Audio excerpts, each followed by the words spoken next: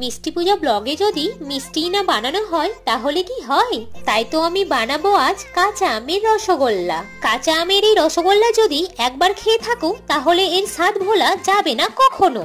কাঁচা আমের এই রসগোল্লা বানানোর জন্য প্রথমে আমের খোসাটা ছাড়িয়ে নিয়ে ছোট ছোট করে কেটে নেব। এবার মিক্সার গ্রাইন্ডারের সাহায্যে আমগুলো পেস্ট করে নিয়ে ছাঁকনির সাহায্যে ছেঁকে রসটা বের করে নেব।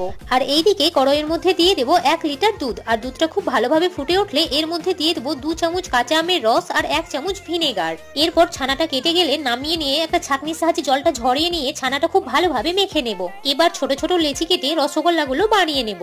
আর এইদিকে চিনির সিরাটা বানানোর জন্য কড়াইয়ের মধ্যে দিয়ে দেব 1 বাটি চিনি, কাঁচা আমের রস আর 2 বাটি জল আর সামান্য একটু ফুড কালার। এবার রসটা খুব ভালোভাবে ফুটে উঠলে তৈরি করে রাখা মিষ্টিগুলো এর মধ্যে দিয়ে ঢাকা দিয়ে হতে দেব 20 মিনিট। 20 মিনিট পর ঢাকনা খুলে নামিয়ে নেব।